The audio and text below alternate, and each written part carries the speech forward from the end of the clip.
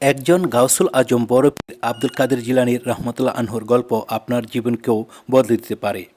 তাই আজকে এই ভিডিওটি মনোযোগ সহকারে শেষ অবধি দেখুন এবং শেয়ার করে অন্যদের দেখার সুযোগ করে দিন। আখির নবী হযরত মুহাম্মদ সাল্লাল্লাহু সাল্লামের ওফাতের পর দিন ইসলামের ঝান্ডা উড্ডয়ন রাখার জন্য ওয়ারিসুল আম্বিয়া বা নবীগণের ওয়ারিস হিসাবে এই দুনিয়াতে যুগে যুগে যে সকল অলি আল্লাহর আবির্ভাব ঘটছে তাদের মধ্যে সৈয়দ মহিউদ্দিন আব্দুল কাদের জিলানী রহমতুল্লাহ আনহু অন্যতম এবং সর্বোচ্চ ক্ষমতার অধিকারী। সেই কারণে তাকে গাউসুল আজম হিসাবে আখ্যায়িত করা হয়েছে। তার 91 বছর জীবন দশায় জন্ম থেকে মৃত্যু পর্যন্ত বহু অলৌকিক ঘটনার অধিকারী। সেই ক্ষমতার ব্যবহারে তিনি তার জীবনকে রাঙিয়ে গেছেন অবিশ্বাস্য ঘটনার দ্বারা। একজন আব্দুল কাদের জিলানী মায়ের পেট থেকে ভূমিষ্ঠ হয়েই রোজা রেখেছিলেন। মায়ের গর্ভে থাকা অবস্থায় 18 পারা কোরআন মুখস্থ করেছিলেন। তার কথায় শত মানুষের প্রাণ ফিরিয়ে দিয়েছিলেন মহান আল্লাহ তাআলা। তার সততায় মুগ্ধ হয়ে শত শত চোর ডাকাত ইসলামের পথ ধরেছেন। তিনি নিজেকে সবসময় এতটা পাক পবিত্র রাখতেন যে টানা 40 বছর এশার নামাজের উজু দিয়ে ফজর পড়েছেন। 25 বছর ইরাকের গহীন জঙ্গলে বসে সাধনা করেছেন। যৌবনের বেশিরভাগ সময়ই কাটিয়েছেন ইবাদত বন্দেগী করে।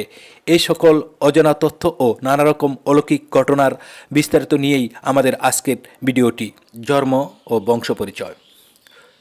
হিজরি পঞ্চদশ শতাব্দীর শেষ প্রান্ত 471 হিজরির সাল শ্রাবণ মাসের 29 তারিখ রাত্রির তৃতীয় প্রহর অতীত প্রায়। পূর্ব দিগন্তের শোভে সাদেকের সোনালি আবহাওয়া দেখা দিয়েছে। ফজরের আজান ধ্বনি উচ্চারিত হতে আর দেরি নেই। এমন সময়ে সমস্ত যন্ত্রণার অবসান ঘটিয়ে দরুনিতে আগমন করলেন কাদিরা তরিকার পীর হযরত আব্দুল কাদের জিলানী রহমতুল্লাহ আনহু। তার পিতার নাম সৈয়দ আবু সালে মুসা জঙ্গি রহমতুল্লাহ আনহু এবং মাতার নাম সাইদা উম্মুল খায়ের ফাতিমা রহমতুল্লাহ আনহু। মাতৃবংশের ধারা ইমাম হুসেন রহমতুল্লাহ আনহুর সাথে, আর এ কারণে তাকে আল হাসানি ও আল হুসানি বলা হয়। বাল্যকাল ও শিক্ষাজীবন।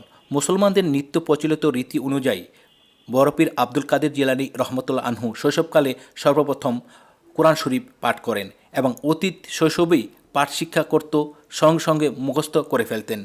তিনি এত প্রখর শক্তির অধিকারী ছিলেন যে জিলাননগরের কোনো এক মক্তবে পড়াকালীন সময়ে তার ওস্তাদ তাকে বিসমিল্লাহ তথা তাসমিয়া পড়তে বলেন। তখন তিনি তাসমিয়া পড়ে কোরআনের প্রথম 15 পারা অতি প্রাঞ্জল ভাষায় মুখস্থ শোনান। তখন তার ওস্তাদ এই প্রখর স্মৃতিশক্তি দেখে অভিভূত হন। অতঃপর তিনি শিক্ষালাভের জন্য তৎকালীন জ্ঞানবিজ্ঞানের শ্রেষ্ঠ নগরী বাগদাদে গমন করেন। মাদ্রাসা নিজামিয়া। তৎকালীন সময়ে বাগদাদ নগরীতে অনেকগুলো উচ্চমানের মাদ্রাসা ছিল।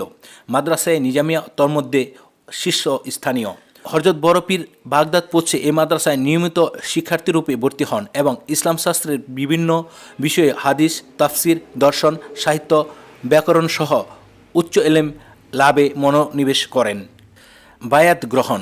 কাদিরা তরিকার ইমাম আব্দুল কাদের জিলানী রহমতুল্লাহ আনহু আধ্যাত্মিক জগতের চরম সাফল্য লাভের পরও একজন যোগ্য পীরের হাতে বায়াত ও মুর্শিদের শিষ্যত্ব গ্রহণের প্রয়োজনীয়তা উপলব্ধি করেন এবং সে উদ্দেশ্যে প্রণীত হয়েই তিনি তরিকতের শ্রেষ্ঠ সাধক শায়খ আবু সাঈদ মাখদুমি রহমতুল্লাহ আনহুর হাতে বায়াত হন এবং অল্প সময়ে অবিশ্বাস্য কামিয়াবি হাসিল করেন।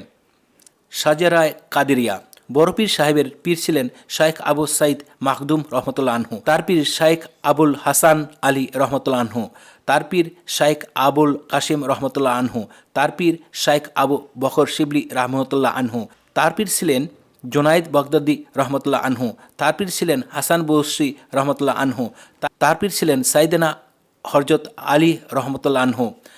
তিনি সাইদুল মুরসালিন হযরত মুহাম্মদ মুস্তাফা সাল্লাল্লাহু আলাইহি সাল্লামের সাহাবী ও খলিফা ছিলেন। শিক্ষকতা। হযরত গাউসুল আজম রহমতুল্লাহ আনহু জাহেরি ও বাতিনি এলেমে পূর্ণতা লাভ করে মৃত্যু পায় এলেমকে সজীব করার জন্য আল্লাহ তাআলার ইঙ্গিতে পুনরায় বাগদাদ গমন করেন। তার পীর শায়খ আবু সাঈদ মাখদুমি রহমতুল্লাহ আনহু একজন যুগশ্রেষ্ঠ আলেম ও কামিল ওলি ছিলেন। তিনি বাগদাদে একটি মাদ্রাসা প্রতিষ্ঠা করে নিজেই উহাতে শিক্ষকতা করতেন। অতঃপর তিনি নিতান্ত আগ্রহের সাথে তার মাদ্রাসা পরিচালনা ও শিক্ষকতা গাউসুল আজম বড় পীরের হাতে অর্পণ করেন। তিনি ইসলামের খেদমতের জন্য এই পথে চলাই সমীচীন মনে করেন। পোশাক পরিচ্ছেদ। তিনি আড়ম্বরপূর্ণ পোশাক পরিধান করতেন, কিন্তু শরীয়ত বিরুদ্ধ পোশাক উনি কখনোই পরিধান করেননি। তৎকালীন আলেমগণ যেরূপ পোশাক পরতেন তিনি সেরা পোশাক ব্যবহার করতেন। পার্থক্য শুধু এই যে তিনি বাজারে সর্বোচ্চ মূল্যের কাপড় ব্যবহার করতেন। রাসূল সাল্লাল্লাহু আলাইহি সাল্লামের দর্শন লাভ। 521 হিজরি সনের শাওয়াল মাসের মঙ্গলবার তিনি প্রিয় নবী হযরত মুহাম্মদ সাল্লাল্লাহু আলাইহি সাল্লামকে স্বপ্ন দেখেন।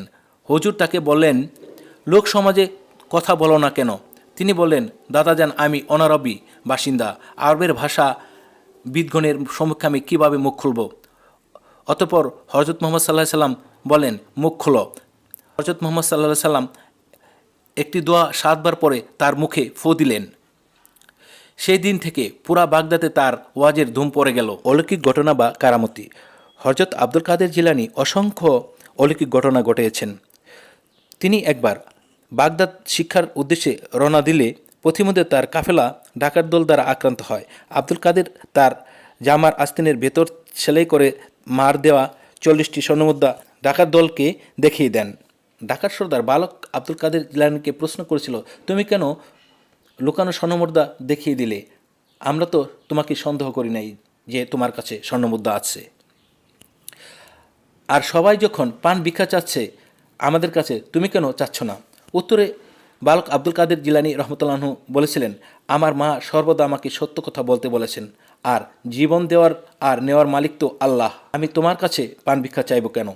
ডাকাত সর্দার ও তার দলবল আব্দুল কাদেরের মাতৃভক্তি আর আল্লাহর প্রতি বিশ্বাস দেখে সাথে সাথে ডাকাতি ছেড়ে দিয়ে ইসলামের শান্তির ছায়া আত্মসমর্পণ করল। শিশু আব্দুল কাদের প্রথম মাদ্রাসায় যখন গেলেন, প্রবেশ পথে ছাত্র শিক্ষকদের খুবই ভিড় ছিল। তিনি ভেতরে প্রবেশ করতে পারছিলেন না। এমন সময় মাদ্রাসার একটি গায়েবী আওয়াজ হলো, আল্লাহর ওলি আব্দুল কাদেরকে জায়গা করে দাও। পরে উপস্থিত সবাই তাকে জায়গা করে দিয়েছিল। হযরত আব্দুল কাদের জিলানী রহমতুল্লাহ আনহু রাস্তা দিয়ে যাচ্ছিলেন। পথিমধ্যে এক বৃদ্ধ মহিলা বিলাপ করে ক্রন্দন করেছিল।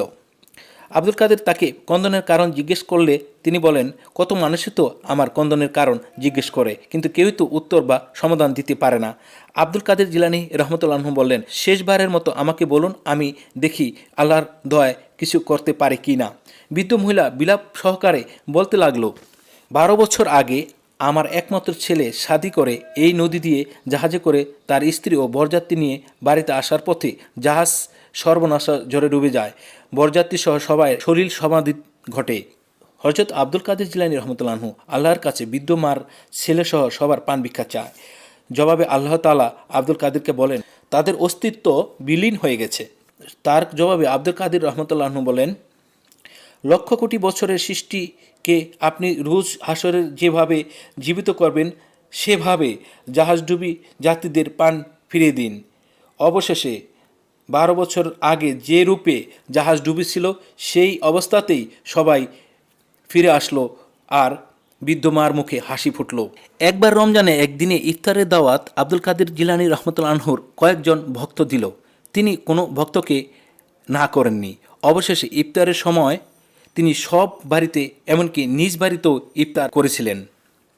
পরে ভক্তদের মধ্যে যখন একজন বলল, পীর সাহেব আমার বাড়িতে কাল ইফতার করেছেন, তখন আরও কয়েকজন ভক্ত, পীর সাহেব তো আমার বাড়িতেও কাল ইফতার করেছেন। সেই সময় হযরত আব্দুল কাদেরের বাড়ির ভিতর এই ঘটনা অস্বীকার করলো এবং অবিশ্বাস করলো। হযরত আব্দুল কাদের জিলানী রহমতুল্লাহ আনহু বাড়ির কিছুতেই বিশ্বাস করতে পারছিল না এমন ঘটনা।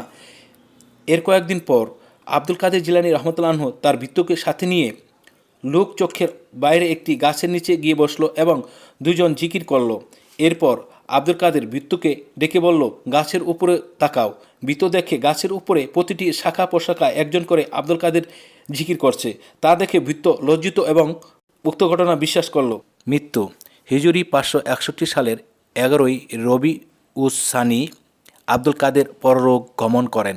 তার বয়স হয়েছিল 91 বছর। তার ওফাত দিবস সারা বিশ্বের সুফিরা প্রতি বছর অত্যন্ত গুরুত্বের সাথে পালন করে থাকেন এবং তার মৃত্যুবার্ষিকী ফাতেহাই ইয়াজ তাহাম হিসাবে পরিচিত। প্রতি আরবি মাসের 10 তারিখ দিবাগত রাত গেয়ারবি শরীফ পালন করা হয়। জন্মদিন এবং মৃত্যুবার্ষিকী উদযাপন একই রমজান আব্দুল কাদের জিলানীর জন্মদিন হিসাবে উদযাপিত হয় এবং তার মৃত্যুবার্ষিকী 11ই রবিউস সানিতে পালিত হয়। সুপ্রিয় ভিউয়ার্স, চ্যানেলটি সাবস্ক্রাইব করুন এবং বেল বাটনটি অন করে দিন এবং নতুন কোনো বিষয়ের উপর ভিডিওর আগ্রহ থাকলে আমাদের কমেন্ট করুন।